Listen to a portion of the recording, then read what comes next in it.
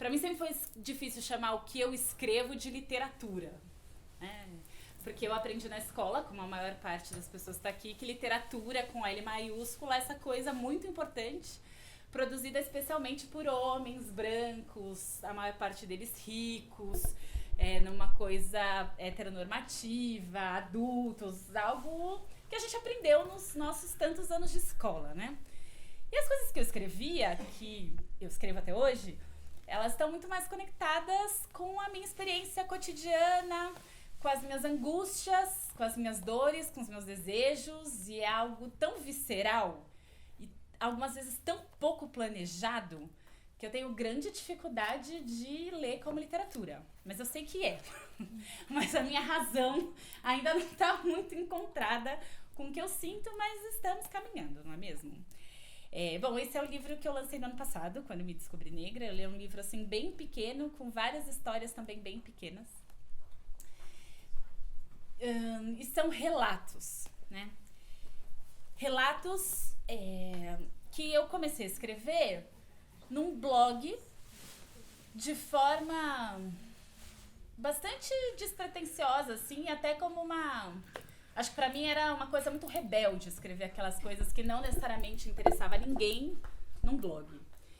Eu sou jornalista de formação e no jornalismo a gente fica treinando escrever sobre a vida dos outros, especialmente dessa forma assim bem distante do que seria esse outro, né? Em 2013 eu fui num pai de santo, Tata Mutaime, que é de Salvador e vem aqui para São Paulo umas 2 vezes por ano. E eu cheguei lá no Tata e ele jogou búzios e aí ele falou, a primeira coisa ele me deu uma mega bronca, assim, né? Eu sou filha de Oxum e eu sou um pouco esculhambada. Isso porque hoje eu ainda tô mais arrumadinha. E ele olhou e falou assim, mas o que é isso, menina? Esse sapato você nem dá pra ninguém, você joga fora. Como é que sai de casa com um sapato desse? Não, e essa roupa? E esse cabelo? Eu sei que ele me detonou, assim. E falou que eu não podia ficar saindo na rua daquele jeito. Eu vejo vocês todas lindas, assim, arrasando. E eu falo, era isso que o Tata tava falando, mas eu vou aprender um dia. E... né? E outra coisa que ele me disse foi que eu tinha que escrever toda semana um texto e publicar. Mas eu vou escrever o quê toda semana e publicar onde? Eu não sei, escreve qualquer sonho, qualquer coisa que você pensar, escreve qualquer coisa e publica. Sei lá, eu fui embora. Sem entender direito, ele me falou mais um monte de coisa que eu tinha pra digerir, eu deixei aquilo um pouco guardado. Naquela semana, eu tinha um amigo que trabalhava na Editora Abril num site que chama Huffington Post, que é uma coisa, né, norte-americana, mas que chamava Brasil Post na época. Não chamava, porque eles iam lançar, e ele tava me explicando o projeto e perguntou se eu não queria ter um blog lá.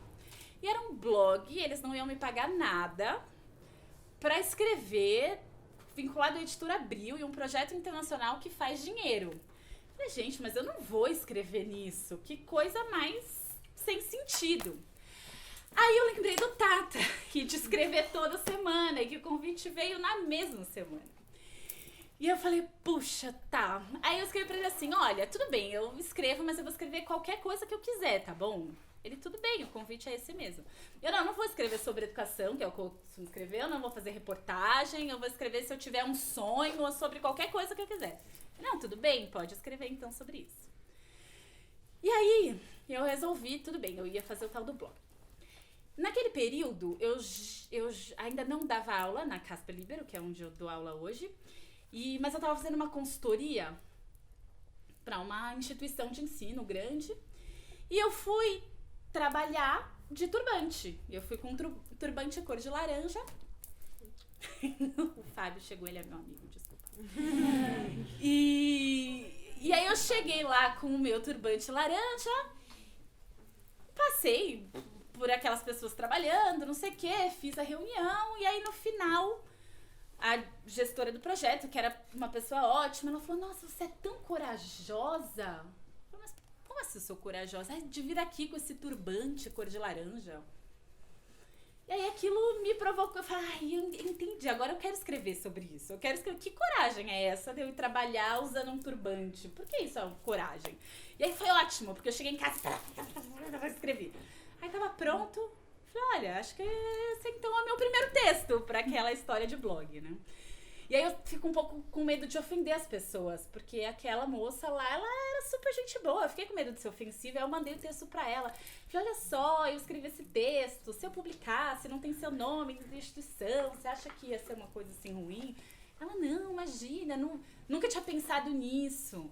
E aí eu sei que aquele texto provocou uma reflexão nela também. Ela não tinha achado que o comentário dela podia ser lido por mim como algo ofensivo e com uma camada racista, né? Porque uma mulher negra não necessariamente ocupa aquele ambiente. Como assim uma mulher negra bastante escolarizada e ainda tem a coragem de vir aqui de turbante, né? Porque você não, pelo menos, dá uma alisadinha no cabelo, se disfarça um pouco para circular por esses ambientes. Ela não falou isso com essa intenção, mas foi dessa forma que eu ouvi. E quando ela leu o texto, isso também mexeu com ela de alguma forma. E ela falou, não me ofendo, publica. Aí eu mandei o texto. E aí eu comecei, tudo que me pegava de algum jeito, eu escrevia um novo texto. E aquilo foi ficando ótimo, só que aí coisas que eu não falava na terapia, que pessoas que me conheciam há muitos anos não sabiam, eu ia lá e escrevia um texto e jogava na internet. E tava achando tudo muito bom, porque me dava um alívio tremendo, né? E comecei a escrever ali também coisas que pra mim foram muito difíceis. Então, meu pai morreu quando eu tinha de 11 para 12 anos, numa situação de bastante violência, né? Até hoje, a versão mais aceita por mim é de que ele se suicidou. Mas meu pai era bicheiro e ele tinha um monte de conflito relacionado à vida que ele levava. E parte da minha família acha que ele foi assassinado, o que faz bastante sentido também, né? E pra mim era conflituoso. E aí eu escrevi um dia um texto sobre o meu pai, coisas que eu nunca tinha contado. Eu nunca tinha contado pros meus amigos íntimos que meu pai era bicheiro minha infância inteira. E como isso era muito divertido por um lado, porque eu ia com ele pros lugares, era muito livre, eu via um monte de gente, um monte de dinheiro, tinha sempre festa e samba, e eu amava. E por outro lado era muito conflituoso, porque eu sabia que era errado, e eu via a polícia, eu tinha medo. E eu nunca tinha falado disso com ninguém, aí eu escrevi um texto e publiquei. Esse texto especialmente foi muito difícil. Quando eu acabei de escrever, eu tive uma crise de choro. E eu era bem pouco de chorar. E chorei. A Bruna, minha enteada, que já é uma mulher adulta, tava em outro cômodo da casa. Ela ouviu aquele choro, ela veio, eu não conseguia falar pra ela, porque eu tava chorando. Mostrei, ela leu, entendeu. Então, assim, foi muito orgânico, profundo. E eu não via nenhuma característica de literatura naquilo que eu escrevia, né? Naquilo que eu aprendi que era literatura. E aí um dia me escreve uma editora, que trabalhava numa editora carioca, falando, oi Bianca, tudo bem? Eu leio o seu blog. Você não quer reunir alguns daqueles textos num livro e escrever alguns outros? Eu falei, não, lógico que não. Eu já tô escrevendo esse blog. Tá ótimo assim, imagina, livro não. E aí, depois ela veio pra São Paulo e ela falou, não, vamos conversar, tá? Eu conversei com ela, eu falei, não, mas se você acha que dá pra pegar uns textos desses, tudo bem, e eu posso escrever uns outros se for desse jeito. Ela, não, é desse jeito mesmo. Aí eu escrevi uns outros pro livro. E sempre é desse jeito, um pouco... Minha primeira resposta é sempre, não, lógico que não. Não, você não quer falar na SOF sobre literatura e mulheres negras? Não. Imagina, tem tanta gente pra falar disso no mundo, é lógico que eu não sou a pessoa pra falar disso. Então a minha escrita passa por esse lugar de não reconhecimento constante, né? Por fim, escrevi os textos e aí ela chamou um ilustrador carioca que é muito bom e aí eles fizeram um projeto gráfico lindo. Aí o livro tava super bonito e a editora tava numa crise econômica e não tinha mais dinheiro pra imprimir. Aí vem aquela, nunca pode ser fácil, sabe? Assim, depois desse processo inteiro que foi super difícil, aí a hora que tá pronto, aí não dá pra imprimir. Aí ela batalhou, ela foi super parceira o tempo inteiro e aí ela conseguiu que o SESI, a editora do SESI, encampasse o projeto do jeito que tava e já imprimisse e distribuísse e tal. Então o livro foi editado pela editora do SESI. Eles distribuem um pouco mal, mas é a vida, não é mesmo? As pessoas às vezes têm dificuldade de achar. Mas daqui 5 anos os direitos autorais são meus de novo, que eu assinei uma sessão de direito autoral. E aí ele vai pra internet desse jeitinho, com as ilustrações, e acho que vai ser melhor. Mas a partir desse livro, né, assim, eu tenho conversado com muita gente e percebido nas pessoas que lê essas histórias, que no fundo são histórias do cotidiano, mas que não são histórias que eu li em livros, né? Quando eu era criança, adolescente ou jovem. E aí eu converso especialmente com meninas mais jovens que eu, que leram o livro, e eu acho que o que causa nelas é muito importante pra mim, e eu também me descubro muito nessa interlocução. Então, sei lá, às vezes outro dia eu tava dentro de uma livraria olhando outras coisas, chegou uma notificação, olhei lá uma mensagem no celular, e uma menina de Salvador que comprou o livro, leu, e ela escreveu uma coisa longuíssima com a qual eu me identifiquei muito. E aí, essa é a hora que eu leio e falo, nossa, é isso então. Então, escrever é importante por isso. Não necessariamente pelo livro, ou pela Flip, ou por, sei lá, ser escritor, o que quer que isso seja, né? Na faculdade de jornalismo é muito comum ter gente querendo ser escritor, né? Então, quando eu tava na graduação, vários dos meus colegas sonhavam ser escritor. O que pra mim era a coisa mais absurda que podia existir. Não absurda por eles, eu achava que todos eles podiam mesmo ser escritores. Mas pra mim era uma coisa tão inalcançável, né? É como se olhando pra minha trajetória de vida ou pra trajetória da minha família, estar na faculdade já é o bastante, entendeu? Assim, não, eu já fiz tanta coisa, ser escritor é algo de fato muito maior. Isso talvez não seja pra mim. Isso porque eu me acho bem abusada pra chegar a vários lugares, mas esse lugar de escritora eu ainda não cheguei. Acho que pra começar é isso. Eu tinha planejado uma coisa que eu nem abri, não é mesmo? Porque eu falo também de um jeito parecido com o que eu escrevo, é uma coisa meio verborrágica. E aí, conectando a isso, quando eu tava pronto, eu mandei pra um amigo que gosta muito de literatura, assim. E ele começou a fazer uma análise meio literária do que eu tinha escrito, identificar umas coisas e nomear umas figuras de linguagem, que eu falei, nossa, para, assim, não é nada disso, sabe? Assim, tudo bem, pode ser isso pra você. Você vê essas coisas todas. Mas você me dizer que vê isso me causa alguma angústia. Porque eu não fiz isso, eu não fiz com essa intenção, eu só tava contando as coisas. E aí eu percebi que as coisas que eu gosto de ler também são essas coisas que as pessoas sentam e contam como se elas estivessem falando. E por muito tempo eu tive vergonha dos textos que eu gostava de ler. Porque eles não são assim, é essa literatura com L maiúscula. Eu até li aí esses livros, mas eles não são os meus livros preferidos. Os meus livros preferidos são esses que as pessoas contam o que elas vivem, o que elas sentem, numa linguagem simples, em textos curtos. E aí eu também fui me liberando um pouco de achar que tudo bem, isso então talvez seja bom também, né? Essa coisa que eu gosto de ler e que eu gosto de escrever, talvez a gente também possa chamar isso de literatura. E aí uma última coisa, desculpa, mas é a última mesmo dessa vez. Nesse meio do caminho, eu reencontrei o meu irmão, com quem eu não convivi, né? Então, quando meu pai morreu, esse irmão tinha 2 anos de idade, a mãe dele era do interior e a gente não cresceu perto. E a gente nunca mais se falou. Há uns 3 anos, mais ou menos no processo de escrita desse livro, porque é isso, você vai escrevendo histórias e as histórias vão chegando, né? E as pessoas voltam, e as pessoas falam. E às vezes eu tava escrevendo sobre a minha avó e eu achava que eu não tava mais escrevendo, porque é uma naturalidade tão grande que eu nem tô pensando. E aí eu fico muito louca, assim. E aí eu resolvi procurar o meu irmão. E eu descobri que meu irmão estava preso. E aí foi outra camada, né? Assim, desce mais um degrau e mergulha, porque é dificílimo.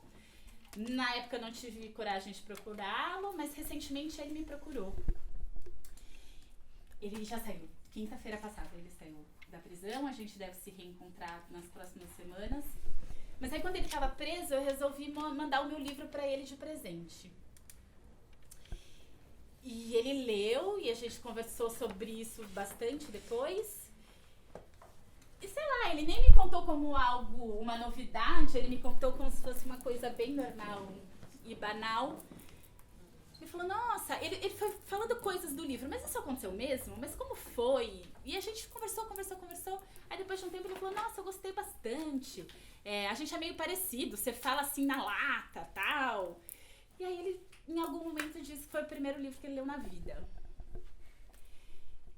E ele é meu irmão, né? Então, eu não sei se existe alguém, né, assim, acho que não... eu não tenho outro par tão par no mundo, né? E esse meu par tão par nunca tinha lido um livro antes de ler o livro que eu mesma escrevi e publiquei. E aí eu acho que isso diz muito sobre o que é ser mulher negra e muito sobre a trajetória das pessoas negras no Brasil. E ele estar preso e eu ter publicado um livro não diz sobre o mérito de cada um de nós, mas sobre a trajetória de vida e as oportunidades que eu tive e não necessariamente ele teve. Mas é isso. Engraçado ouvir a Bianca, porque são várias identificações com que ela vai falando, e embora cada mulher seja uma mulher diferente, cada mulher negra tem a sua própria trajetória, eu acho que a gente se encontra em vários momentos, assim, mesmo não só na escrita, né? Nas trajetórias de vida, eu acho que a gente acaba tendo vários pontos em comum.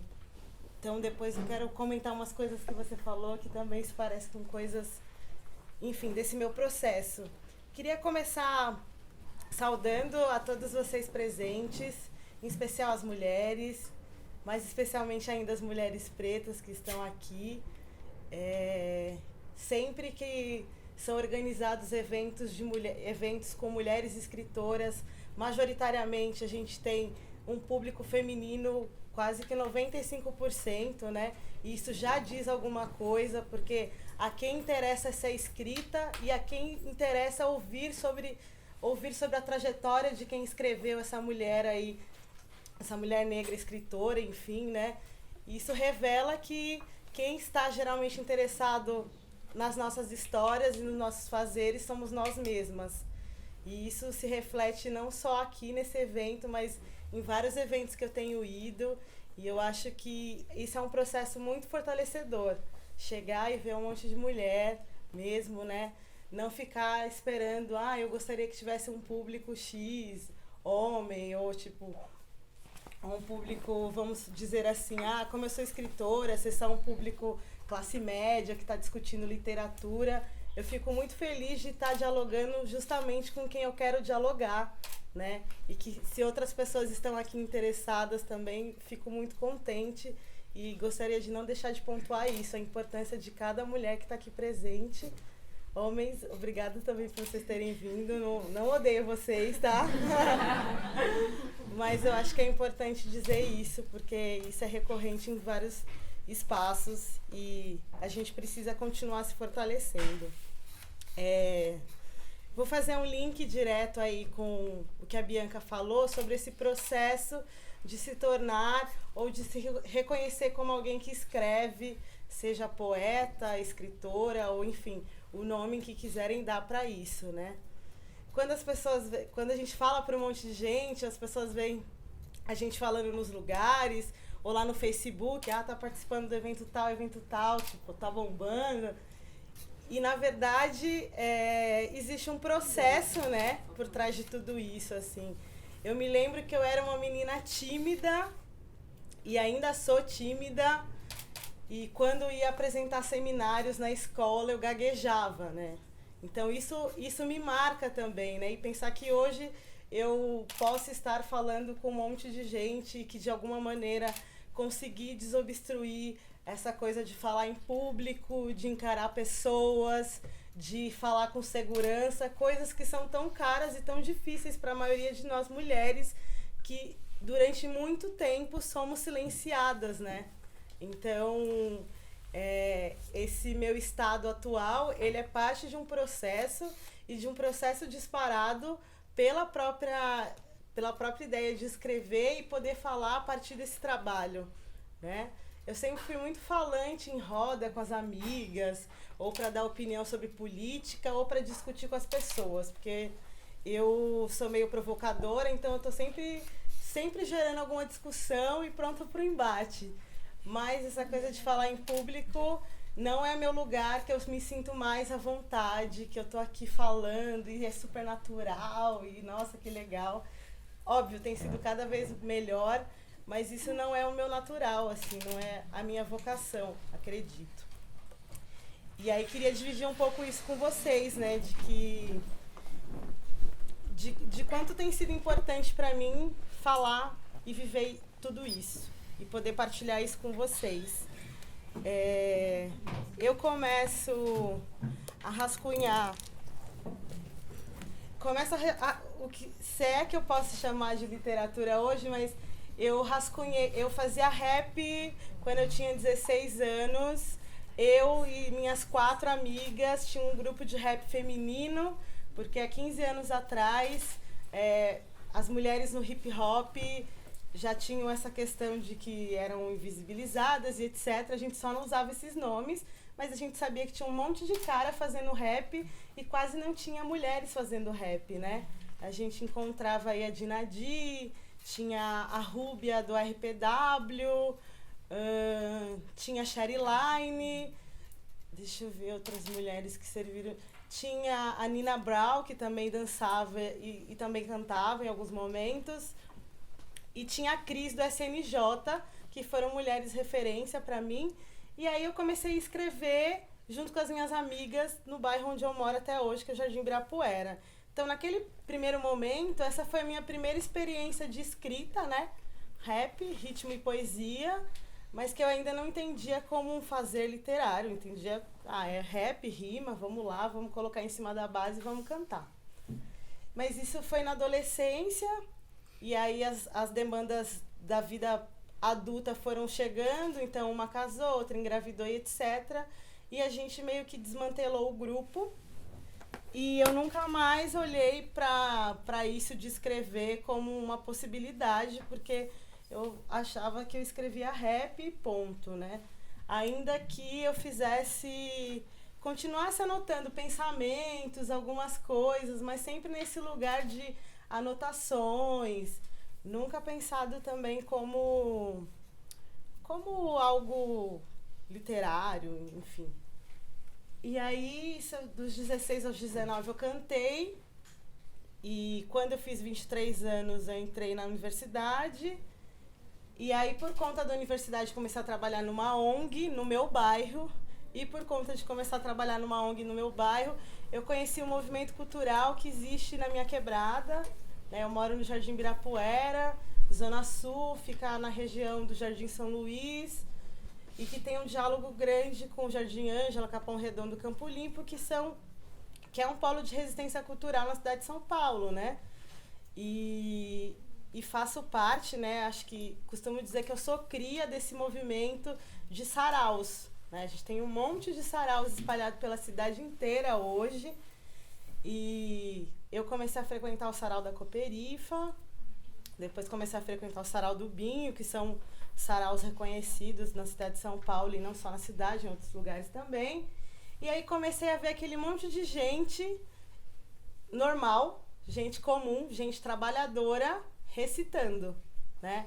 Naquele momento, a maioria dos poetas que iam até o microfone eram homens, mas ainda assim eu conseguia me reconhecer no sentido de somos trabalhadores, somos periféricos, estamos falando a partir de um cotidiano, e isso me soava muito musical, né? Me soava muito familiar.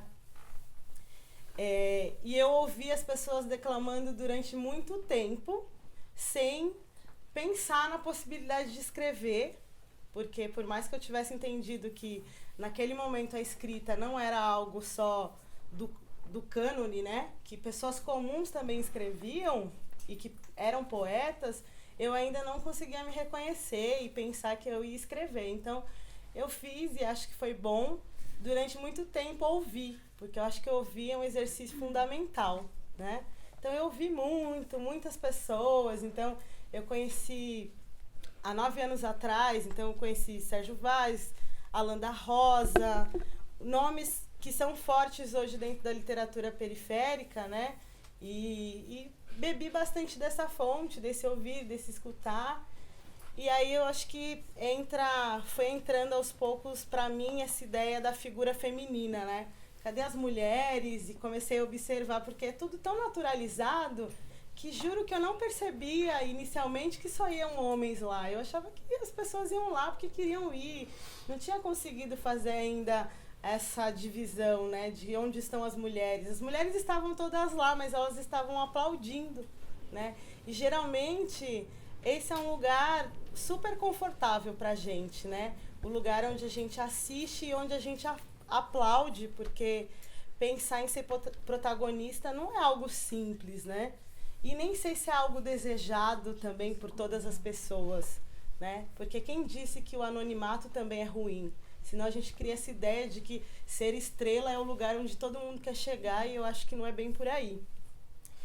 Mas tem uma mulher que é escritora também, Elisandra Souza, que frequenta esses espaços e que foi uma mulher negra que foi referência para mim, que sempre que ela abria o sarau, ela dizia boa noite a todos e a todas, né? E fazer esse marcador, todos e todas, foi criando um burburinho, né? Por que ela fala todos e todas? Porque se todos já somos todos, por que dizer todas? E aí comecei a pensar um pouco sobre isso, né? De quando a gente diz todos, a gente acha que está falando com todo mundo, né? E ela faz a questão de marcar esse lugar feminino, enfim. E aí dentro dessa cena... Tô falando muito, né, gente? Não. Enfim, eu tô tentando fazer um raciocínio linear, que a minha cabeça é um pouco caótica, mas às vezes é difícil para as pessoas entenderem o caos, então eu tô tentando ser cronológica. E onde eu estava mesmo? Na Elisandra. E aí ouvindo Elisandra e outras mulheres, né, porque eu acho que é importante dizer de novo que talvez se eu tivesse que ter sido a primeira mulher a ir falar no microfone, com certeza eu não teria rompido esse lugar por mim mesma, porque, enfim, eu acho que exige muito fortalecimento, empoderamento, autoestima em várias questões, né? E que bom que outras mulheres puderam fazer isso, para que eu conseguisse me reconhecer e poder fazer isso, e que hoje talvez eu seja também esse espelho para outras mulheres, né? Que outras mulheres possam vir também, porque hoje elas me reconhecem nesse lugar, né? Eu acho que a roda ela é cíclica e aí a gente vai girando mesmo.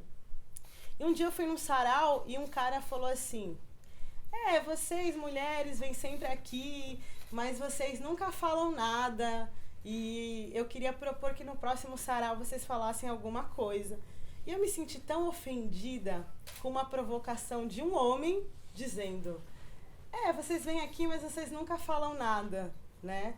Eu fiquei pensando, poxa vida, por um lado era verdade, mas por outro lado desconsiderava toda a nossa construção, tipo, você tá dizendo que a gente não fala nada, ou talvez querendo dizer que a gente não tem o que dizer, ou mesmo provocando, né? Hoje eu sei que foi de fato uma provocação, e foi a partir disso que a gente se juntou. Eu fiquei revoltadíssima, imagina, o que ele tá pensando, não sei o quê. E aí a gente foi na semana seguinte, e aí eu recitei um texto meu, e várias de nós tínhamos textos autorais, o que era interessante, né? Esse processo de que a escrita geralmente ela já tá lá, e ela tá meio engavetada, né? E que ela existe, né? Ela está. Então a gente desengavetou aí, e a gente falou, e acho que foi minha experiência de quebrar o cabaço, digamos assim, no microfone.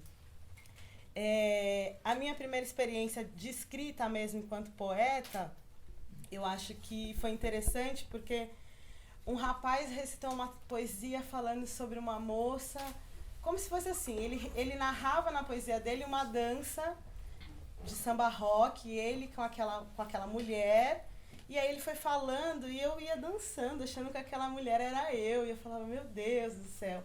Quando ele acabou a poesia, eu fiquei pensando, eu preciso escrever alguma coisa para responder esse cara, né? Falei, não, preciso. Falei, tá. Aí fiquei com isso na cabeça, mas não sabia exatamente como começar. E encontrei com ele no ponto de ônibus, e ele pegou o mesmo ônibus que eu, e a gente foi conversando. Eu falei, meu Deus do céu, agora que eu preciso escrever mesmo. E aí eu cheguei em casa e escrevi numa sentada só o que veio, assim, pá, pá. E aí eu acho que foi meu primeiro exercício, e aí a partir daí eu comecei a escrever as coisas que eu via, as coisas que eu sentia, e comecei também a publicar na internet, que eu acho que é uma coisa parecida também, né? Essa coisa do tipo, eu até gosto do que eu escrevo, mas eu tenho um pouco de medo de ficar mostrando assim, ou de ficar falando, num sarau, porque eu não sei como vai ser recebido. E aí eu acho que a internet veio nesse sentido de mostrar o texto e pensar um termômetro, né? Do tipo, vou ver o que as pessoas vão falar e etc e tal. Então foi assim, fui perdendo o medo de falar no sarau, fui falando algumas coisas, fui publicando na internet e comecei a colar com as mulheres e fui convidada para participar de uma antologia chamada Pretextos de Mulheres Negras. Foi uma antologia que reuniu 22 mulheres negras, 20 de São Paulo, duas de fora do Brasil, uma de Moçambique e outra da Costa Rica. Então a gente vive e aí foi muito incrível do tipo, nossa, eu fui convidada para uma antologia de mulheres negras, uau, que incrível, e do tipo, um marcador também, isso foi em 2013, um marcador de me posicionar enquanto mulher negra, né? É claro que eu já me reconheci, já me via como mulher negra já fazia muito tempo, porque esse legado aí o hip hop me deixou, né, de entender, mas eu acho que era diferente você saber que você é uma mulher negra e você trazer isso como um discurso e como um posicionamento. Isso é muito diferente, né? Então, ter participado desse livro foi muito importante nesse sentido de, sou uma mulher negra, estou com as minhas iguais, vamos discutir o que é essa junção de mulheres e por que da importância de publicação de mulheres negras, porque existiam muitas, acho que a Jéssica Balbino está fazendo um trabalho legal, é uma jornalista que está levantando mulheres que escrevem, não só mulheres negras, mulheres diversas. E na maioria das antologias de literatura periférica, você tinha sempre 1, 2 ou 3 mulheres e 20 homens. Então, a cota mulher sempre existiu, né? Mas isso era sempre muito diluído, assim. E isso não dava uma perspectiva de que as mulheres pretas estão escrevendo. Né? E reunir essas mulheres, eu acho que foi um marcador no sentido de as mulheres pretas estão escrevendo, vamos reunir todo mundo.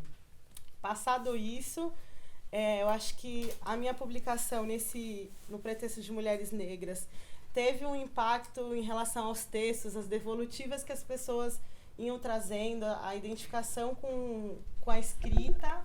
E aí, em 2014, veio o convite para eu publicar um livro autoral. Então, eu publiquei porque existe um projeto que é o Mijiba, que é junto com a Elisandra Souza, que elas fortalecem iniciativas de mulheres negras e nesses últimos 3 anos de mulheres negras na literatura, e elas resolveram me chamar para publicar um livro autoral, porque diziam que estava na minha hora, e eu dizia, imagina, gente, vocês estão viajando, o que é isso? E várias pessoas tinham falado, por que você não publica o livro? E eu acho que esse é um processo de mulher negra, se é que eu posso dizer, que faz parte da maioria das mulheres negras que eu converso, é esse processo da gente se sabotar, da gente não se ver tão grande quanto a gente é, né? E da gente ter sempre o não como primeira resposta, né? Nunca o sim ou talvez. Então, eu fui muito incisiva, falei, não, vocês estão viajando, tem muitas outras pessoas, muito mais tempo do que eu. O que as pessoas vão pensar? Eu estou chegando agora, já vou publicar um livro, então eu não sei se é bem um coitadismo, mas assim, deixa o outro passar na frente, porque como eu tô acostumada a estar sempre atrás, então deixa o pessoal ir passando, depois eu vou, né?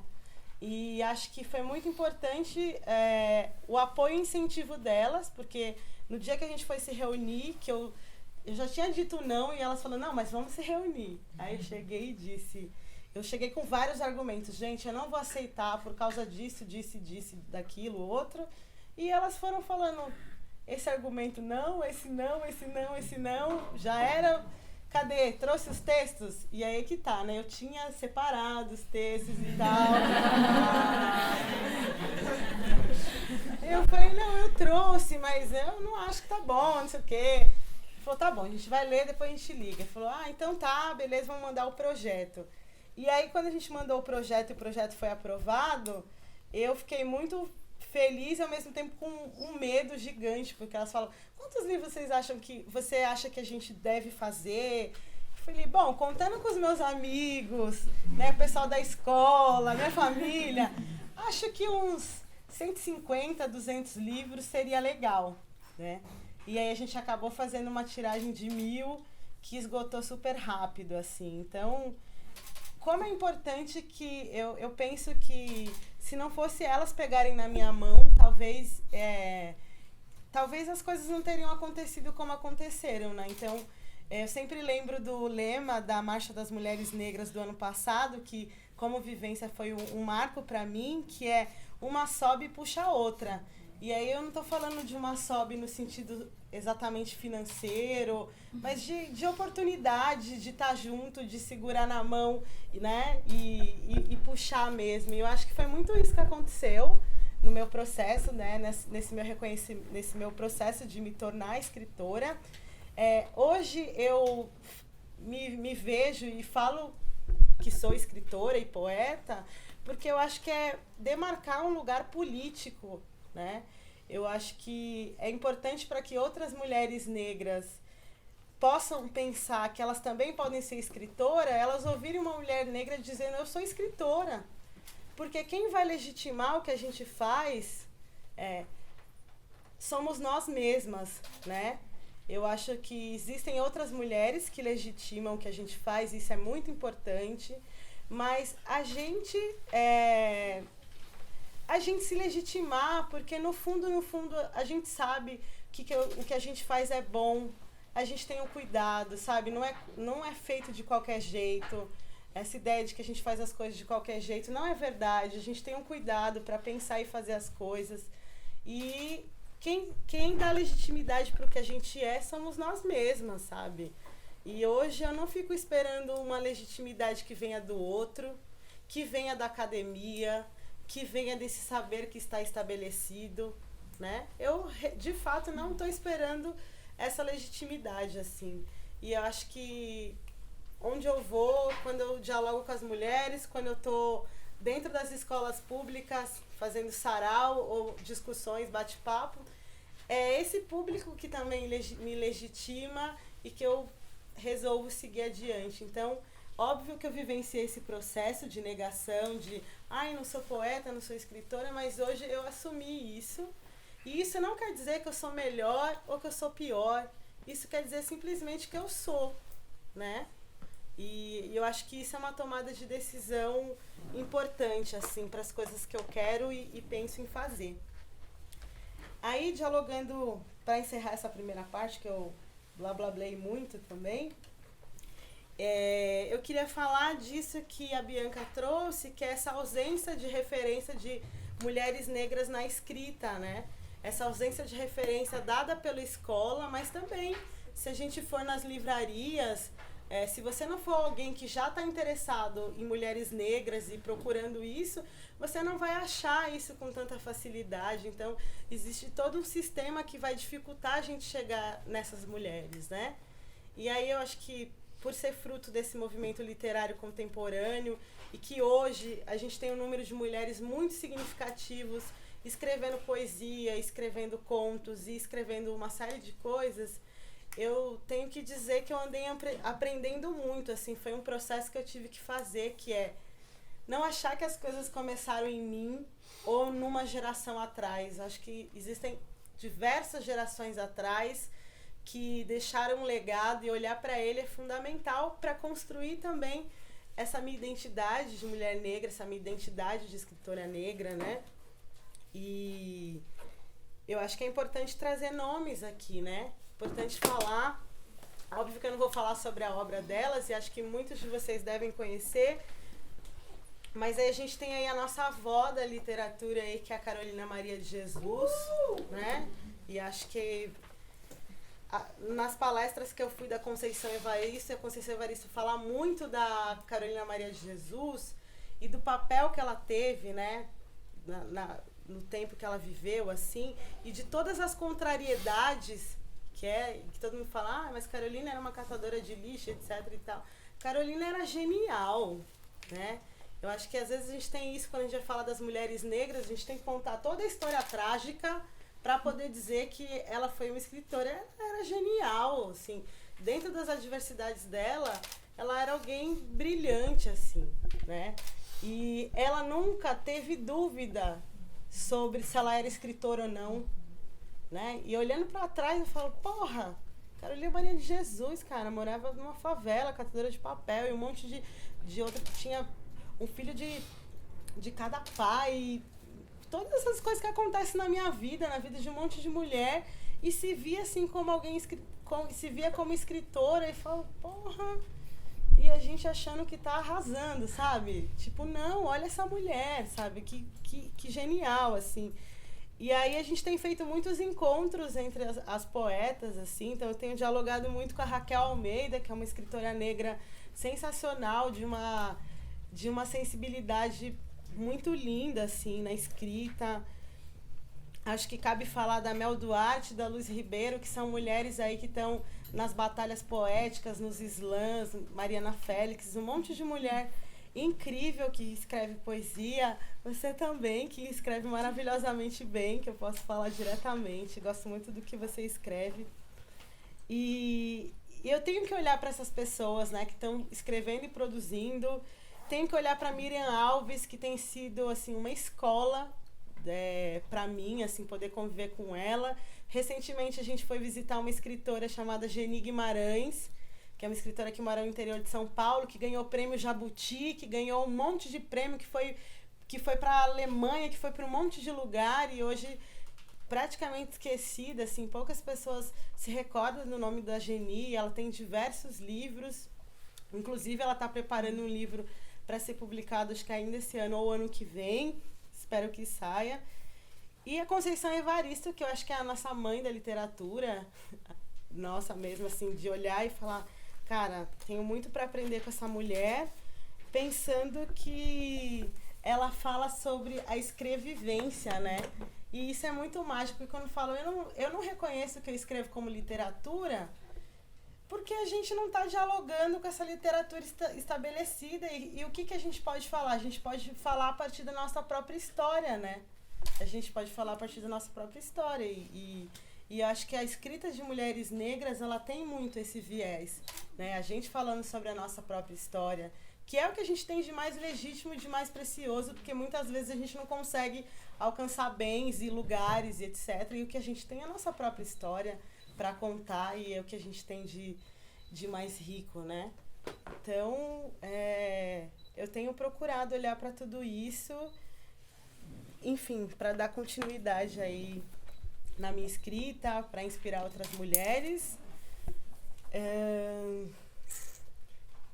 Cristiane Sobral também, que é uma mulher incrível, Elisandra Souza, que eu já falei aqui.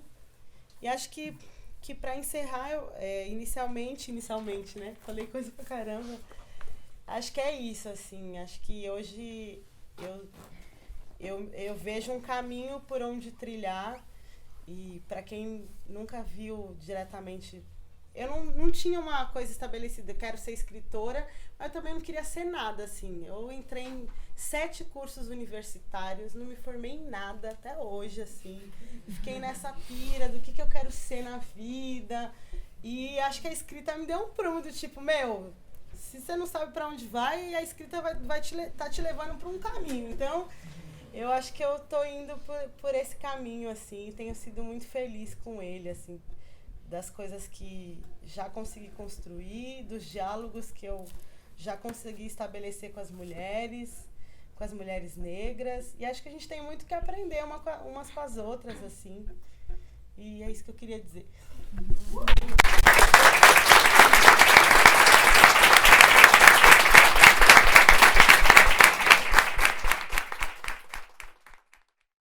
Eu vou pegar um pouco o gancho do que você estava falando, né? Você tentou traçar agora no final da sua fala um pouco uma árvore genealógica, vamos dizer assim, da nossa literatura, da literatura feminina negra. E aí eu vou trazer então aqui, já que ficou faltando, a bisavó. A bisavó da literatura. Hoje considerada, né, uma das primeiras, a primeira escritora negra brasileira, que escreveu lá no século XIX. Então eu vou falar aqui o meu texto que eu tinha preparado, e vou também falar de outras 2 escritoras, assim, fala bem rapidamente, né, também do século XIX negras. Eu perdi um pouco o começo dela, mas ela falou da biografia dela, então eu vou falar como ela se apresentou, vou falar um pouco da biografia da Maria Firmina.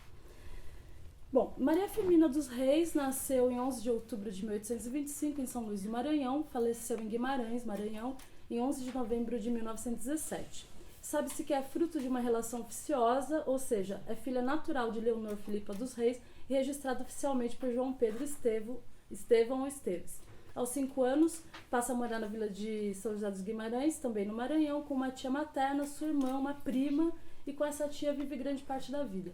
Então aqui nesse começo a gente já vê que o núcleo familiar dela é composto por figuras femininas, né? A mãe, a prima, a tia, a irmã. Pouco se sabe sobre sua infância, sua alfabetização e formação. Firmina tornou-se funcionária pública em 1847, quando começou a lecionar primeiras letras na vila de Guimarães com apenas 27 anos, após disputar com mais 2 concorrentes e ser a única aprovada. É um fato curioso também porque a educação formal na época ainda existia, principalmente para negros, né, e mulheres, e a Maria Firmina ela conseguiu se destacar nessa época, então ela era uma autodidata, né? O núcleo familiar dela foi muito importante nessa formação. Ela era sobrinha do Sotério dos Reis, né, que era um gramático importante, um professor político no Maranhão. Eu vou tentar pular coisas, né, porque... Bom, com 34 anos de idade, ela escreve o primeiro romance, né, escrito por uma mulher, e também considerado o primeiro romance anti-escravista, né, porque o tema aborda a escravidão e é um posicionamento dela contra essa instituição. Então, é um romance chamado Úrsula, tem um subtítulo, Romance Original Brasileiro, por uma maranhense. Ela não assina o próprio nome nesse momento, ela só assina o livro como uma maranhense, porque é um livro escrito por uma mulher, já era muito difícil publicar, escrever, e poderia ter uma circulação, eu acho que ela pensava, né, que a circulação do livro não chegaria a tão longe se ela tivesse assinado o próprio nome, né? Bom, ela publicou amplamente em várias revistas, em vários jornais, né? Na década de 80, ela se aposenta e funda uma escola. Ela funda uma escola que é a primeira escola mista do Maranhão e uma das primeiras do país. A gente vai falar muito em primeiro no século XIX, né? Primeira escola, primeira não sei o quê. Porque as coisas estavam acontecendo, né? O Brasil estava se transformando também politicamente nessa época. E a escola mista, então, a novidade que ela traz é que a escola mista, meninos e meninas, né? Ela ia até a casa do contratante das aulas para as filhas e levava junto outros que não podiam pagar pelas aulas e ministrava essas aulas lá em Guimarães. E 2 anos e meio depois, isso escandalizou um pouco a sociedade, como assim meninos e meninas juntos na mesma sala. Ela foi obrigada a fechar essa aula mista, né? Bom, a sua obra permaneceu esquecida até que em 73 o pesquisador Nascimento Moraes Filho encontrou notícias sobre ela no jornal, sobre o seu romance, e foi fazer uma pesquisa e acabou fazendo o que ele chamou de arqueologia literária, buscar vestígios, depoimentos de ex-alunos, inclusive o fato dela ser considerada negra foi afirmado por esses ex-alunos e filhos de criação que ela teve, porque em nenhum de seus textos ela faz essa autorreferência e não deixa claro a condição dela de negra, mas os seus filhos de criação, que à época em 75 já tinham 90 e tantos anos, e alguns alunos confirmam a origem, né, racial da Maria Firmina. Bom, ela chama hoje a atenção dos estudiosos e pesquisadores por constituir naquela época uma fala dissonante, né, com relação a temas referentes à escravidão e à própria dominação masculina, no caso, porque ela também contesta o papel de submissão da mulher na sociedade. Tá passando muito tempo? Não, tá tranquilo. Então, assim, deste modo, né, nesses quase 40 anos de redescoberta da autora, os seus críticos têm afirmado seu compromisso em reverter a mentalidade social da época a sua luta no campo das representações contra os discursos considerados dominantes, bem como a busca da valorização feminina dos africanos e seus descendentes. Desculpa, é pra você. Eu quero um gole. Bom, pode ser. Hoje o nome da Maria Firmina, então, começa a aparecer em obras de referências, dicionários, enciclopédias, como uma importante que foi organizada pela Zahide Musa, que é do Paraná, chamado Escritoras Brasileiras do Século XIX, um livro que faz um apanhado geral, que na primeira edição eles descobrem mais de 50 escritoras do século XIX que produziram e publicaram, né? E a Maria Firmina aparece nessa edição, bem como no dicionário do brasileiro literário afro-brasileiro, que é um conceito que está se formando agora, né? Do Ney Lopes. Bom, a Maria Firmina não foi escrava, como eu disse, ela foi mulata, né? Provavelmente filho de mãe branca e pai negro, que também é uma questão delicada, né, para a época. E pode explicar um pouco o fato dela ter ido morar mais distante com a tia, né, não permanecendo em São Luís. Depois. Então essa aqui eu acho que é importante, né? A gente sabe hoje que muitas mulheres escreveram e publicaram durante o século XIX. No mesmo ano que a Maria Firmina publica Úrsula, a gente tem em Santa Catarina uma escritora chamada Ana Luísa de Azevedo Castro, que publica um romance intitulado Dona Narcisa de Vilar. No caso, essa escritora, ela é branca, né? Mas eu estou colocando ela aqui só para a gente ter o contexto geral do que estava acontecendo na época. A gente pode alargar um pouco o panorama e pensar nos Estados Unidos. Nesse mesmo ano de 1859, o primeiro livro, que também é considerado o primeiro escrito por uma mulher negra e de autoria negra, tanto homem quanto mulher, nos Estados Unidos, chama Our Night. A escritora é Harriet Wilson, ela nasceu em 1825 também, como a Firmina, e morreu em 1900. Se a gente pegar Cuba, por exemplo, um pouco anterior, em 1841, a gente vai ter uma escritora chamada Gertrudes Gomes de Avellaneda. Ela publica uma obra chamada Sabe, e é um parâmetro importante para pensar a Maria Firmina, porque ela também trata da questão da escravidão e do negro em 1841 em Cuba. Então a gente vê que, deste modo, a Maria Firmina está inserida num grupo de escritoras do século XIX que foram silenciadas pela história, pelo fato de serem mulheres, né? Contudo, Firmina, além de ser mulher, era negra. Então, um obstáculo a mais que ela tinha que vencer. O que evidencia que a invisibilidade de escritoras negras no mercado literário não significa que elas não tenham existido. Alta de Souza, de 1876, nasceu em 1876 e morreu em 1901, ela foi uma poetisa nascida em Macaíba, no Rio Grande do Norte. Publicou o livro de poesias intitulado Horto. A primeira edição, de 1900, tem o prefácio de Olavo Bilac, e a terceira edição, de 1936, tem o prefácio de Alceu Amoroso Lima. Então a gente vê que, né, são dois nomes aí né, dos homens e tal. Bom, a gente tem também a Luciana de Abreu, que nasceu em 1847 e morreu em 1880, em Porto Alegre, né? Um pouquinho da biografia dela que tem assim, que a gente consegue saber, mais do que da no interior. Ela foi abandonada na roda dos expostos na Santa Casa de Misericórdia, adotada pela família de um guarda-livros chamado Gaspar Ferreira Viana. A gente vê mais uma vez aqui o núcleo familiar sendo importante na formação dessas mulheres, já que a gente já disse que a escola não estava instituída nessa época. Bom, então são dois exemplos de mulheres negras escritoras do século XIX que foram esquecidas, né?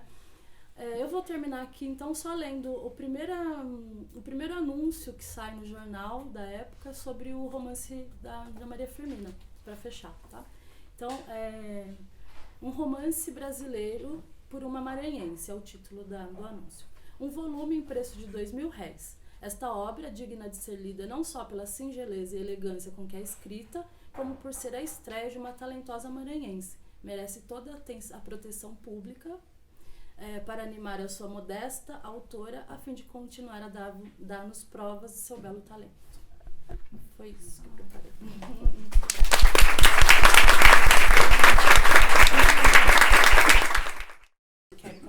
uma coisa também em relação à pergunta. Eu sou muito fã dessa mulher, gente. Pra mim ela é uma diva, ela não gosta que fala isso, mas pra mim ela é ponto e ela é. Sendo assim, é a primeira vez que eu ouço a Jennifer falar sobre a escrita, sobre como, enfim, da trajetória dela. E ela falou uma coisa que eu me identifiquei muito, assim, e que a Bianca também trouxe, da dificuldade da gente escrever e da gente se reconhecer enquanto escritora, né?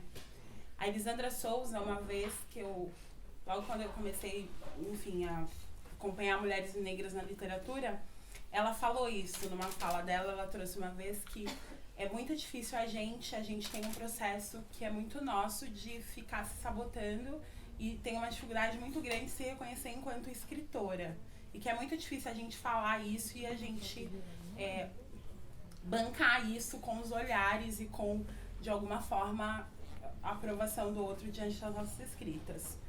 Sendo assim, eu sou uma pessoa que eu tenho muita dificuldade de publicar as minhas escritas.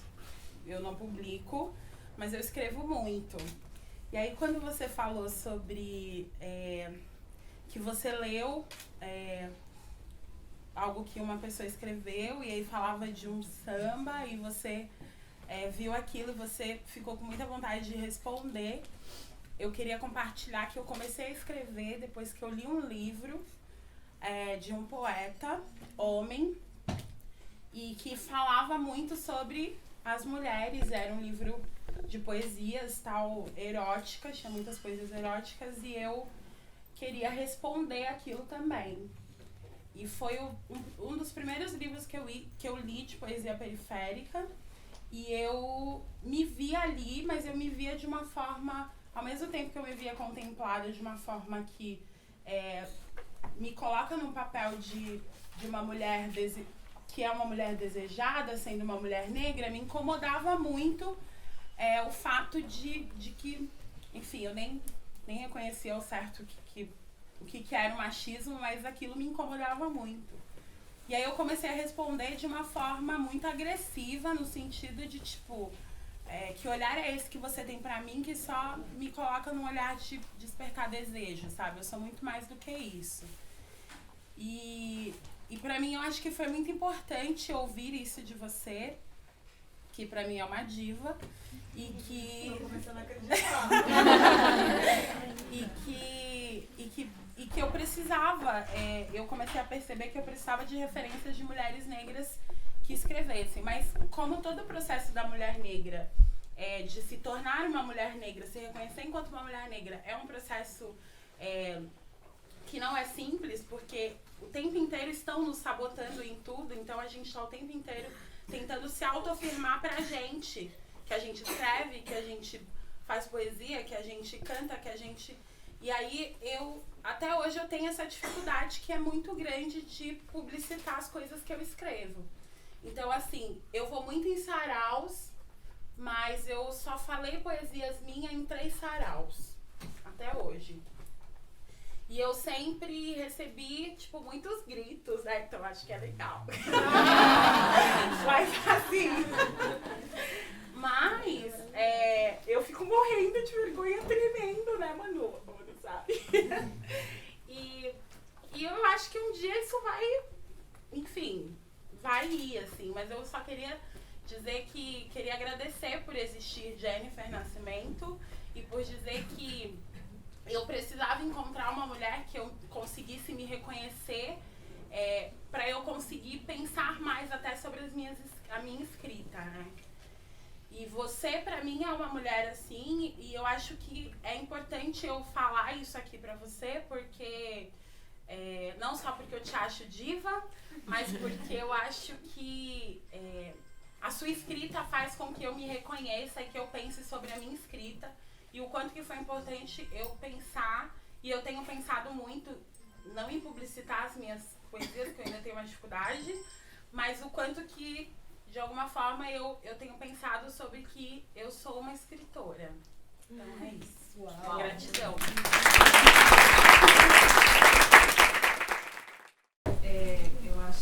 Eu sou Marli, faço letras, sou da Marcha Mundial das Mulheres aqui na casa.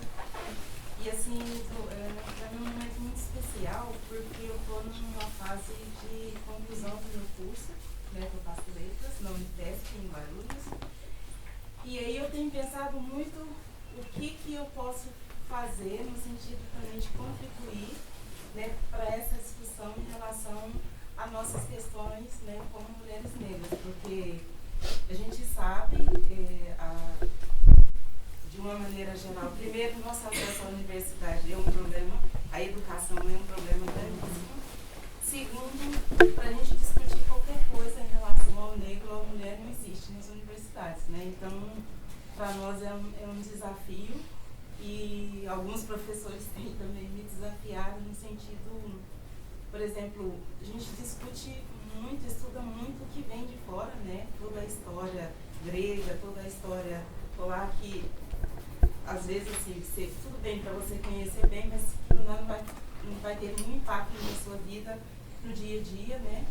Mas você não escuta e você não estuda o que é a literatura, a cultura africana, a nossa contribuição na construção do Brasil, né? Então, acho que esse momento aqui é muito importante porque eu estou definindo, né, o que eu vou trabalhar, se é a questão das mulheres negras na literatura, mas não elas contadas no sentido também como que elas são ditas dentro da literatura, mas elas também como protagonistas e escritoras, porque a gente não vê isso, né? Eu acho que quando você cita várias mulheres do século XIX, isso é muito importante porque quem ouviu falar, né? Onde que a gente escutou sobre isso? Onde a gente ouviu essas histórias? Então, acho que isso é super, super bacana e super importante. E uma outra coisa, assim, a gente escreve, eu também escrevo poesia, escrevo textos, mas eu me auto-saboto, eu tenho um monte de coisas guardadas na gaveta, como ela disse. Porque eu acho que não é importante, ou as pessoas não vão se interessar, ou pode ser muito romântico, ou pode ser muito, não sei. Então, assim, é um desafio. Acho que o fato de nos assumir como mulheres negras, como negro, é um processo de construção. E nós estamos fazendo esse processo de construção cada dia, eu acho que é cada momento para que nossa história realmente elas sejam contadas por nós, né? Vistas por nós e contadas por nós mesmos, né? Então, acho que esse momento aqui, para mim, é muito rico e é muito importante e é tudo. Eu descobri um evento no Facebook e eu falei, nossa, legal, muito legal. Porque eu também faço letras, mas eu sou da USP. E eu participei de algumas palestras nesse sentido, mas não tinha esse enfoque na mulher negra. E eu falei, nossa, né? E depois que eu vi, assim, o episódio de pegar um pouco no final das falas, eu falei, nossa, tem tanta coisa legal, tipo, que eu nunca ouvi falar. Porque eu comecei a me aprofundar no estudo do feminismo, tipo, mais no começo do ano passado, foi quando eu comecei meu curso. E quando eu fui parar, assim, pra pesquisar mesmo, assim, pra ler, as referências, assim, maiores que tem são de mulheres de fora. Então, tipo, pra mim, literatura feminista negra se resumia a Chimamanda. Não pra mim, não. Muito pelo contrário. Mas, assim, aqui dentro é difícil achar, parece que não é falado, não é comentado, não sei qual é o impasse, qual o problema, assim, de se falar sobre mulher. E dentro do meu curso, o que eu acho assim, a gente até comentou uma vez num debate também, é que parece que depois que a gente coloca que a gente coloca os óculos, na verdade, do feminismo, parece que muita coisa assim pra gente fica muito clara, a gente não consegue aceitar. Então, o que era muito normal, a gente começa a questionar. Eu tive uma matéria no passado com um professor maravilhoso, que não machista nem nada. E aí a gente foi estudar contos, estudou novela, foi estudar romance. Aí eu parei pra pensar, tem uma mulher? Quem dirá uma mulher negra? E eu fui questionar. Falei, professor, mas por que não? Ele, ai, é que não sei o que, não deu tempo. Então aí eu fiquei pensando, então assim, é complicado. E aí eu tenho um amigo escritor e tal, e ele falou assim, quando você vai começar a escrever, não sei o quê, porque eu tenho as ideias na minha cabeça, mas eu não consigo colocar no papel. E aí depois que eu vi ela falando, você falou, ela falou, eu falei, caraca, eu tenho isso, tipo, eu fico me auto-sabotando, sabe, fico assim, pensando, não vai ser bom o que eu tô escrevendo, eu não tenho capacidade, ou então, se eu sou negra, eu tenho que escrever aquilo, por exemplo, aqueles estereótipos, assim, não, é uma negra do cabelo duro, ela é da periferia, ela é assim, ela obrigatoriamente tem que gostar de samba, como se eu não, sei lá, não consigo, assim, imaginar, porque é uma coisa, assim, acho que eu sofro, assim, que eu sofro porque eu sinto que, assim, como eu sou negra, é como se eu tivesse obrigação, não desmerecendo, espero que minha fala não traga nenhum conflito, mas, assim, como eu sou negra, a minha obrigação é fazer trança no meu cabelo, rastafari, enfim. Eu tenho obrigatoriamente que gostar de samba, eu tenho obrigatoriamente que gostar de certas coisas, tipo, você tem que ser desse jeito porque você é negra. Então, eu fico meio nessa coisa assim, poxa, mas eu quero escrever um conto, eu quero escrever uma história, e eu fico com medo, assim, de não atingir certos padrões que me agradem em primeiro momento, sabe? Então, eu não sei, eu posso estar falando coisa muito desconexa, mas, sei lá, não sei se faz sentido. Então, é isso, eu queria agradecer, né? Essa oportunidade de estar aqui, de aprender, de ter mais conhecimento nessa área. E é isso, tô falando demais. Eu quero também aproveitar para falar sobre como muitas de nós, a gente está vivendo momentos muito diferentes, né? Mesmo enquanto mulheres negras e tal.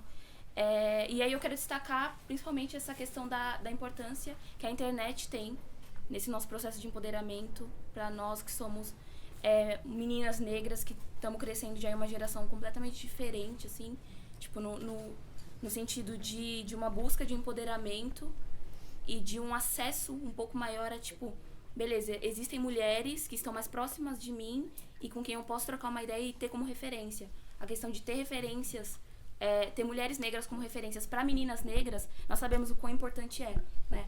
E aí, pensando nisso também, nessa questão da internet, tipo, eu conheci a Jennifer, por exemplo, eu escrevo e tal, inclusive eu faço uns raps também, porque eu adoro essa coisa de ocupar os espaços, eu tô muito com essa pira do tipo, vou deixar todo mundo preto, vou só escutar gente preto, só vou ler mulher preta e tal, eu tô muito nessa vibe. Minha mãe às vezes fala, amiga, calma, calma, tá tudo bem. Eu falo, mãe, mas isso tá errado, mãe, mas eu tô muito nesse processo e muito disso se deve a essa coisa da internet. A internet, muitas vezes, ela nos dá acesso, claro que a gente vê muita porcaria, óbvio, mas ela também nos dá acesso a conhecer muitas mulheres negras que, tipo, estão fazendo coisas incríveis. Então, tem muita mulher preta que tá produzindo não só arte, mas na questão intelectual, na questão cultural. Então, mano, Jamila Ribeiro, a Sueli Carneiro, na música tem a Tássia, tem várias mulheres pretas que estão fazendo muita coisa e a internet, querendo ou não, ela tá sendo uma forma da gente se conhecer, da gente se conectar. E pensando também nessa questão do tipo, dos legados, né? Daqui, sei lá, alguns anos, eu vou ter outras referências também pra passar pras minhas filhas, além das que a Jennifer já falou, tudo mais. Então, acho que é importante que a gente não só conte as nossas próprias histórias, mas também esteja à vontade pra conhecer histórias de outras mulheres e também contar. Esse dia eu postei assim no Facebook. Gente, por favor, me indiquem só cantoras pretas. Aí, tipo, várias pessoas me indicaram muitas coisas. E aí eu fico assim, eu fico escutando meu celular, eu fico tipo, que maravilhoso. É isso que eu quero pra minha vida. Mundo assim, é isso que eu quero. E aí eu vejo vocês assim, eu fico tipo, mano, é isso, velho. É um espaço que a gente se sente à vontade pra falar, porque a gente sabe que algumas pessoas se sentem representadas com isso. E também, tipo, lá fora, o tempo todo tem pessoa falando, nossa, mas nada a ver, velho, o que você tá falando. Tipo, as pessoas não dão crédito, né? Acho que o que a Thay falou é muito, muito forte, porque a gente nunca se vê como escritora, a gente nunca se vê como uma mulher bonita, A gente nunca se vê como uma mulher que pode produzir um conteúdo intelectual interessante. Então a gente vai justamente se sabotando o tempo todo. Só que, mano, não vamos mais nos sabotar, por favor. Nós somos maravilhosas. Partiu dominar o mundo. Acontece o seguinte, eu sou uma das bem mais velha que a maioria aqui, né? E eu desde criança também gostava muito, a família negra do interior, que eu sou do interior de São Paulo, de fazenda, de esquentar, ficar na beira do fogo. Então é muito comum os pais contar historinha pra gente. Os nossos pais, não sei se... Eu não gosto de falar muito de negro e branco porque a gente não gosta de ofender ninguém, essas coisas assim. Mas a família negra é tradicional os pais inventar história. E meus pais eram semi-analfabetos. Mas não por isso, eles nos contavam depois do jantar, que eram 5 da tarde, sentavam na beira do fogo, não sei o quê. Então inventavam história de bicho, não sei o quê, de onça, não sei o quê. Então eles criavam. Eu percebia, aí eu comecei a perceber com uns 4, 5 anos, que meu pai estava criando na hora aquela historinha. Eu sabia que não era história que ele não tinha lido, que meu pai não sabia ler. Nem entrava livro em casa.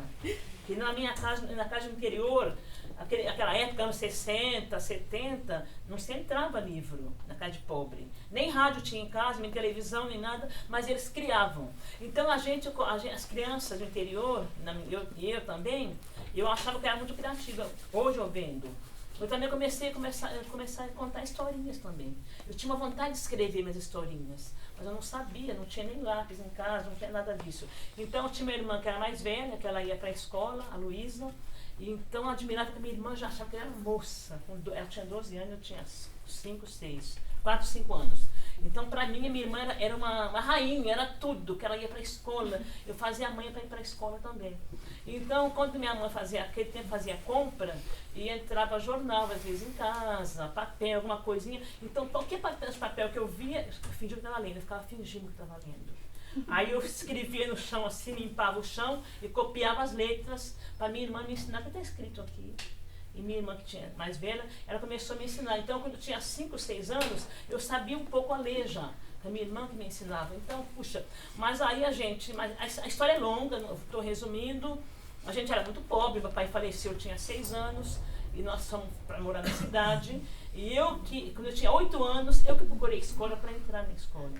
Eu via o pessoal indo para a escola na cidade já, as meninas com mochila, que meu sonho é ir para a escola para ter mochila. Para ter, não, lancheira. Aquela lancheira que eu achava chique, mas nunca pude ter lancheira.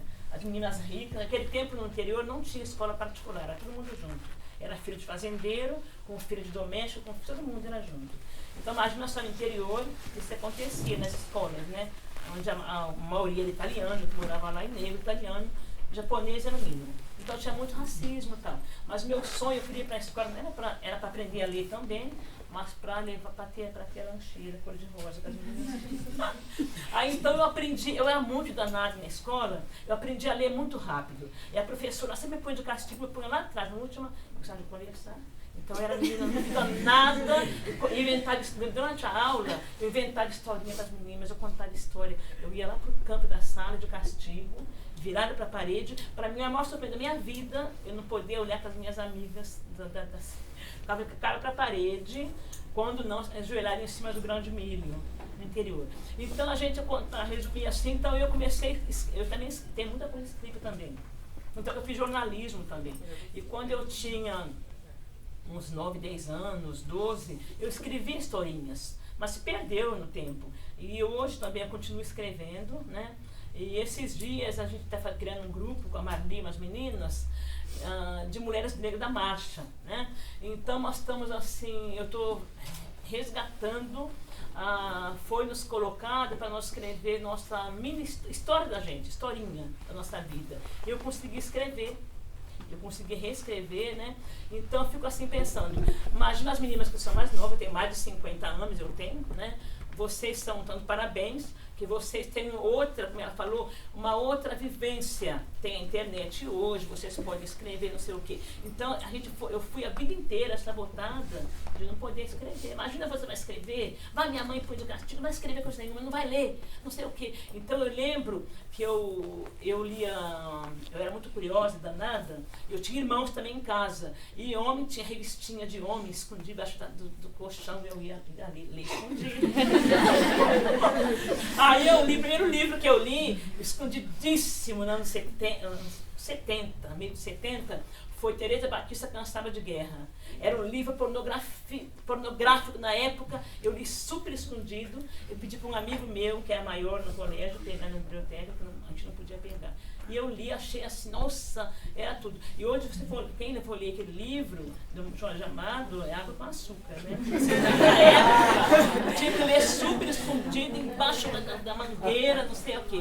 Mas era a época da ditadura. Era a ditadura, eu não sabia que era. Eu percebi alguma coisa assim, que eu tinha na época da ditadura, eu tinha 9, 10 anos e tal. Então eu sentia que tinha alguma coisa errada no mundo. Morava no interior, eu me lembro que meu tio ia passear era de São Paulo, ia passear no interior, ele contava que só podia sair na rua com carteira de trabalho registrada, apanhava e ia preso. Então eu falava, tem alguma coisa errada. Aí naquela época, eu me lembro que o Gilberto Gil, ele tingia o cabelo de Estrela, cantava. Eu comecei a perceber que tinha alguma coisa errada, mas não dava pra gente saber o que era bem. Eu sempre dizia assim, o pessoal, estudante é muito danado, estudante é não sei o que e tal, mas a gente não tinha noção do que era. Então a gente, assim, eu fui sabotada, eu sempre queria escrever, eu tinha vontade, mas eu nem sabia o que era, se podia se escrever, se eu podia mostrar para alguém. Então eu escrevia e escondia, embaixo do colchão também, tudo a gente fazia assim, era escondido. Né? Então fica, e você tem vontade de escrever, hoje eu sei que eu posso escrever hoje, e vou, uma velha já, vou começar a escrever. Né? Então é isso, a sabotagem da mulher negra, da mulher pobre, começa às vezes dentro de casa mesmo. Né? A própria sociedade já faz um jeito da família da gente sabotar a gente. Então é isso. Mulheres que você pega ônibus, você tá ali andando na rua, nos mesmos espaços que elas, e vocês ainda não estão conectadas, sabe? Mas quando você começa a entrar nesse meio da literatura, ou você ir mesmo no sarau, ou conhecer mulheres tão empoderadas, que o olhar muda.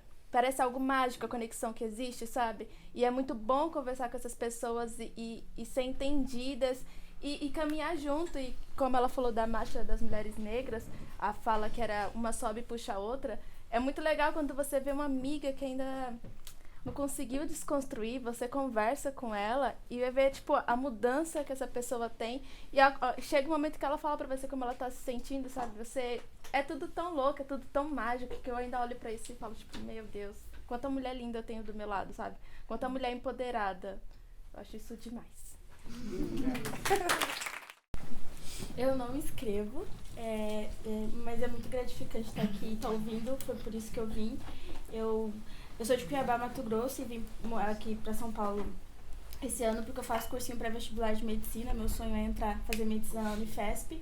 E como já é esperado, eu sou a minoria na sala. Na minha sala de 120 alunos, eu faço parte dos 5 negros. E tá aqui, desde quando eu vim pra São Paulo eu me fortaleci bastante, é por isso que eu até me sinto até vontade de estar falando, porque eu sou muito tímida. E esse espaço aqui cria uma coisa muito gostosa de, tipo, compartilhar, né? E o fato de eu estar aqui é que às vezes eu tento buscar esse fortalecimento na literatura, porque no cursinho a gente os livros, né, que a FUVEST pede, a Unifesp, e o que foi mais legal é que a FUVEST esse ano tá cobrando o livro Mayombe, que é um escritor africano, então assim, já é muito gratificante ver isso. E eu tento sempre trazer pequenas coisas para as minhas redações, que é citar mulheres negras nas minhas redações. Cito bastante de Jamila Ribeiro, que eu sou apaixonada por ela. Me fortaleci muito lendo, me reconheci como negra a partir dos livros dos textos que ela postou. E queria dizer especial para você, Bianca, que o livro, eu conheci o seu livro, eu não conhecia o nome do seu livro, o seu nome, mas não tinha visto você. E na hora que ela falou assim, que é a Bianca que escreveu, eu fiquei, Jesus, é ela. Porque eu cheguei a ler trechos do seu livro e eu li bem num momento que eu tava passando por um processo de reconhecimento, de me ver como negra, de deixar o meu cabelo cacheado, de buscar um parentesco, porque a minha mãe é branca, mas meu pai é negro, e começar a olhar pro meu pai e ver meu pai como negro e não como moreno, e me ver também como negra. E foi muito fortalecedor as coisas que você escreve. E essa questão da linguagem simples, E quando vocês falam que vocês não se veem como escritoras a parte da literatura com L maiúsculo, eu discordo totalmente, porque eu vejo vocês realmente na literatura, porque a verdadeira literatura é aquela que todos possam entender. Porque eu acho que a literatura é um meio de comunicação e ele deve ser um meio que todos entendam, não tem que ser essa coisa selecionada. E quando a gente eu estudo literatura no cursinho, é o padrão de homem que foi pra Colômbia, né? Faculdade de Colômbia estudar direito, aí descobriu que virou escritor. Então é muito bom ver duas mulheres negras que não precisaram passar por esse processo, né? Que tem dinheiro ou algo do tipo, pra fazer literatura de verdade, literatura que enriquece, fortalece, que as pessoas leem e entendem. Não precisa de alguém estar interpretando pra poder entender o que está sendo dito ali. Então é isso. O que eu queria dizer é que é muito importante esses espaços de troca onde a gente possa compartilhar, né? Porque essa coisa do virtual, ela é incrível porque ela cria um mundo de possibilidades para a gente pesquisar, mas nada vai substituir o contato, né? Da gente poder se olhar, se ver, se sentir, etc. Então, por isso que esses espaços são tão potentes e tão significativos, né? Um dos trabalhos que eu faço é com o Círculo de Mulheres, faço parte de um núcleo de mulheres negras e cresci muito também dentro desse processo da gente poder se ouvir, poder se escutar e etc. E aí o que eu queria pontuar, na verdade, é que não necessariamente todas nós que estamos aqui precisamos caminhar para ser escritoras, né? Mas eu acho que é a gente se conectar com o que a gente tem de melhor e dar vazão para isso, seja lá o que for, no campo artístico, no campo intelectual, no campo familiar. Tem vários espaços e possibilidades da gente poder fazer o que a gente tem de melhor, né? Em especial, falando da escrita, que é o que eu ando fazendo muito, eu queria dizer que escrever é um ato muito nobre. Porque se a gente for pensar qual é o tempo de nós mulheres negras, né? A gente não senta na frente do computador e pensa, hoje eu vou tirar o dia para escrever. Se alguém faz isso, gente, arrasou. Porque eu realmente não consigo sentar e falar, olha, hoje eu vou escrever. Não é assim, né? É uma dinâmica dentro da loucura do cotidiano, assim. Então, mesmo que eu não publique, que eu não mostre meu texto para outras pessoas, eu acho que o fato de vocês escreverem é onde a gente está tirando um tempo para a gente mesma, né? E isso por si só já é muito válido e muito significativo, onde eu tiro um tempo para mim, por mais que não seja um tempo onde eu pensei, tipo, agora eu vou tirar um tempo para mim, no calor da emoção eu fui lá e escrevi, aquele momento que eu fui lá e escrevi, eu tirei um tempo para mim e olhei para mim. Né? Isso é muito significativo. E esses arranjos, né? De qual é o tempo que a gente tem para escrever? Putz, eu vou virar um madrugadão porque eu tô muito afim de colocar umas coisas para fora e eu vou esperar meu filho dormir e vou deixar as coisas prontas porque amanhã eu vou acordar mais tarde porque eu vou virar madrugada e vou acordar em cima da hora. E esse é o tempo, né? Óbvio que essa não é a história de todas as mulheres negras, mas a gente sabe que a gente trabalha, que a gente tem uma dinâmica que é muito dessa, do cotidiano mesmo. Então, criar esses espaços nem sempre é fácil, por isso tão desafiador também se pensar e se ver nesse lugar de escritora, né? O que é importante dizer, eu fiquei muito emocionada com essa fala e, enfim, o que eu queria ressaltar é que cada pessoa tem seu processo, né? Então, assim como eu estou vivendo um processo, acho que você também está vivendo o seu e cada pessoa tem seu tempo, cada mulher tem seu tempo, as suas descobertas enquanto mulher preta, né? Então, às vezes a gente quer dar a cartilha de como ser uma mulher negra e cada mulher negra é uma expressão de si. Então, entender esse processo e eu também me vejo muito dentro de um processo que vão instaurar outros novos processos, né? Essa ideia de que estamos prontos e que às vezes a gente escolhe uma figura como referência e essa pessoa é referência naquele momento, mas isso também não quer dizer que ela está pronta e talvez com as mesmas questões que você e é bonito poder trocar disso, né? Trocar isso, porque a gente fala muito do que a gente sabe, mas eu acho que a gente aprende muito quando a gente fala do que a gente não sabe também, do que a gente tem medo, do que a gente tem dúvida, do que a gente tem angústia. Eu sou fã de falar dessas coisas e faço uma provocação aqui, porque o Akin Skinte, que é um poeta negro, escritor também. Ele me convidou para fazer parte de um livro que era uma antologia de poesias negro-eróticas. E aí eu falei, tá bom, vou mandar. Aí chega aquela coisa do prazo, você não mandou, você fala, puta, não mandei. Aí você pede mais um tempinho, aí você viu que pediu mais um tempinho também não deu. Eu falei, pô, desculpa, tal, não consegui. Valeu por ter me convidado, fico muito feliz. Mas eu me sinto muito representada pelas pessoas que estão no livro. E aí ele falou, beleza, tudo bem, eu entendo, você não quer mandar, não deu tempo. Mas eu queria te falar uma coisa, só você se representa. E essa é uma fala que reverbera em mim sempre quando eu penso em dizer não para uma coisa e eu penso melhor e digo sim. Porque assim, por mais que eu escreva coisas que algumas mulheres se identifiquem e outras não também, aquilo diz respeito do meu jeito de ser, da minha forma de escrever, etc. E isso ninguém pode fazer por nós, né? É óbvio que eu não vou fazer cinema porque só eu me representaria no cinema, não é exatamente isso. Mas essa ideia da gente ter cuidado com esse discurso da representatividade, né? Porque eu te represento em certo sentido, ou naquele tipo de... naquele tema, ou naquela vivência específica, mas a gente parar para pensar que nós somos representantes de nós mesmos, né? E isso é uma coisa que eu tenho pensado assim bastante, de que eu me vejo sempre representada na figura de várias mulheres, mas é importante que a gente também se assuma como uma representação, e isso é um desafio, né? E para fechar, e aí acho que a gente vai para a poesia, eu queria responder para você, como é seu nome? Camila, essa ideia de ser negro e ter que caber numa caixinha, né? Eu acho que a gente está num momento que a gente está desconstruindo várias caixas de várias coisas, né?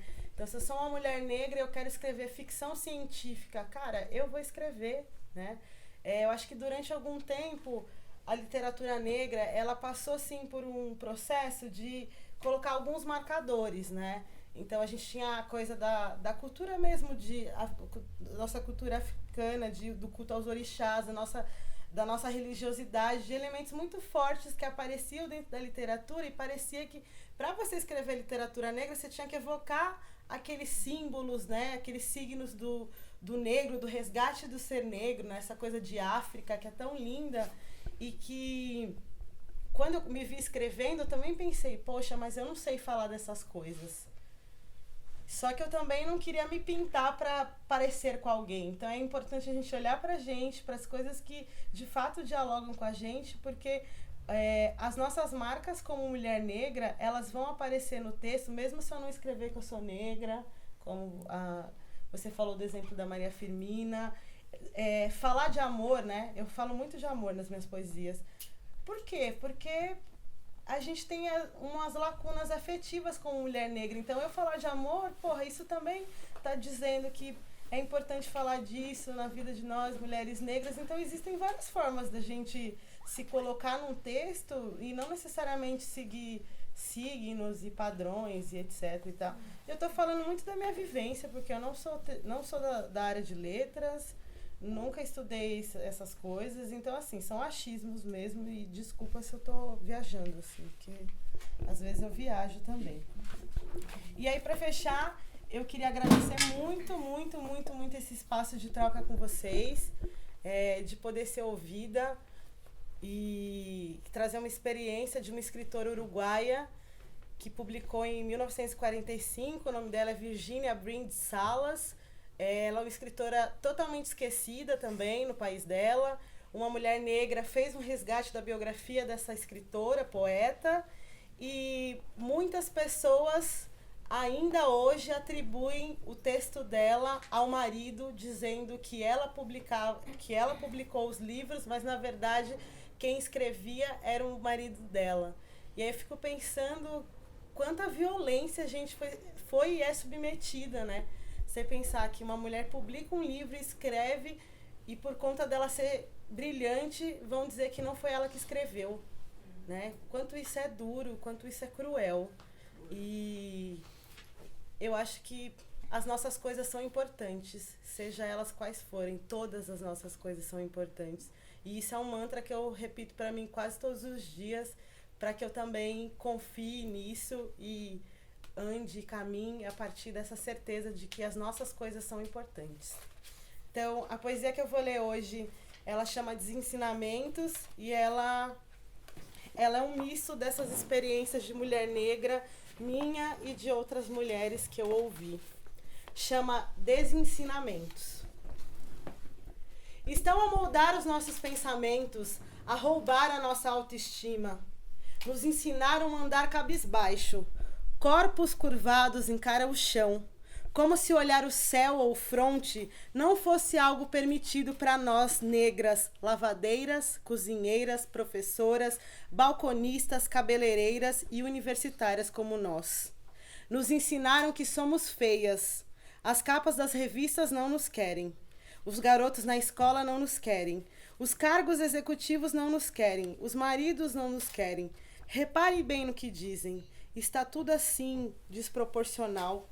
Grande demais, escuro demais, pelo menos ajeitem esses cabelos. Estão a moldar os nossos corpos, a tirar a nossa expressividade. Nos ensinaram coreografias pré-moldadas, em que o balanço e a espontaneidade não cabem, e assim, pouco a pouco, deixamos de dançar. Somos corpos reprimidos que pairam por medo de errar a coreografia, de errar a medida, de errar. Corpos doentes, corpos endurecidos, corpos infelizes. Estão a moldar os nossos sentimentos, a negligenciar o nosso sentir. Nos ensinaram a ser fortes, a aguentar o sol forte queimando a pele ao carregar a lata d'água na cabeça, a aceitar a humilhação da patroa, a parir sem gritar ou gemer e a criar os nossos filhos sozinhas. A esconder o choro de solidão, a não pedir ajuda de ninguém, a esquecer de si mesma. Pior, nos ensinaram a calar, a não dizer o que sentimos nem o que pensamos. As coisas são como são e ponto. Tá entendido? Na prática, ninguém costuma mesmo dar ouvidos a uma mulher, a uma negra.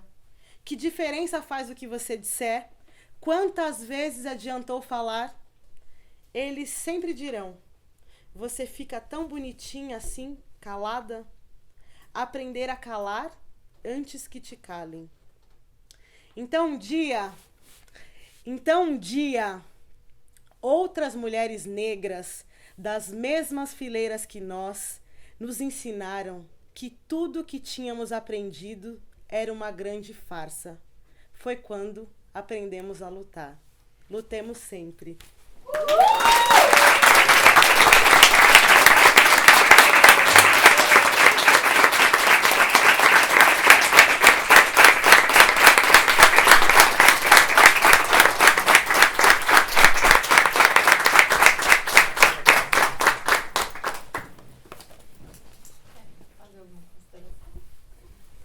Nossa, não acho que eu não consigo falar mais nada. Eu tô aqui também muito emocionada, muito tocada. Aprendi um monte de coisa com vocês e com todo mundo que falou.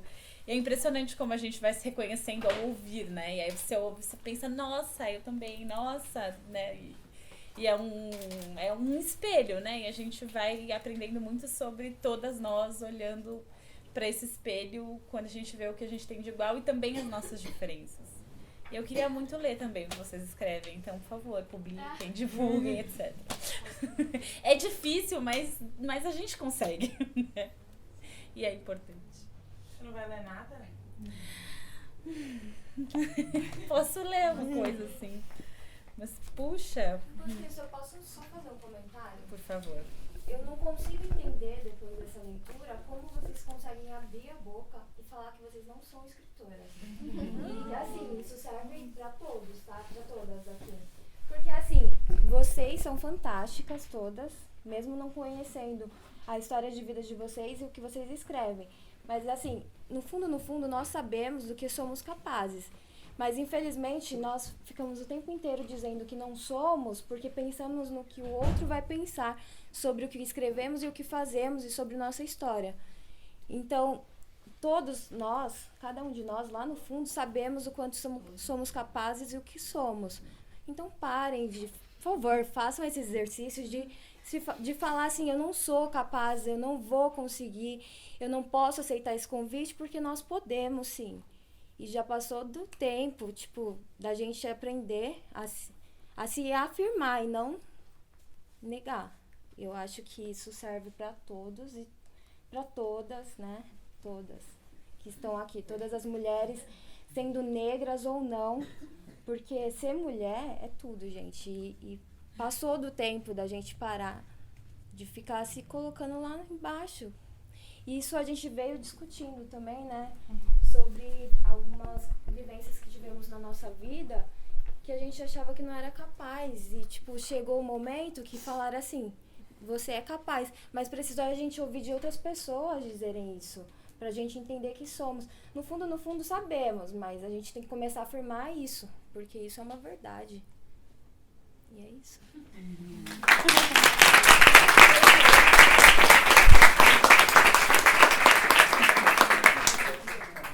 Mas não briga com a gente tá no processo e a gente tá aqui. Eu ia te falar isso usando pra mim também, né? Tá bom. Como é tudo bem curtinho, eu vou ler 2. São pequenos, enfim. Posso te fazer um pedido? Um sorriso desses, sem mostrar os dentes, seguido de um pedido. Uma mesa para 2, por favor. Um sorriso em resposta, do mesmo tipo. Eu não trabalho aqui. Outro sorriso e outro pedido.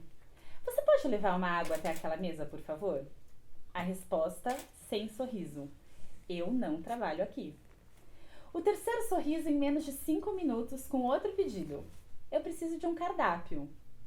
O desejo de responder aos berros que estou esperando a minha amiga sair do banheiro para sumir daquele café onde quem frequenta é branco e quem trabalha é preto. Mas a resposta cordial, tranquila, a seco. Eu não trabalho aqui. Posso te fazer um pedido? Acabou.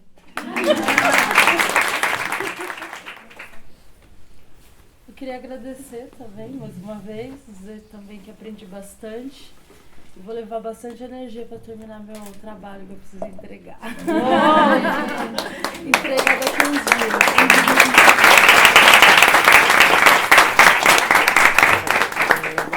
Obrigada por terem vindo.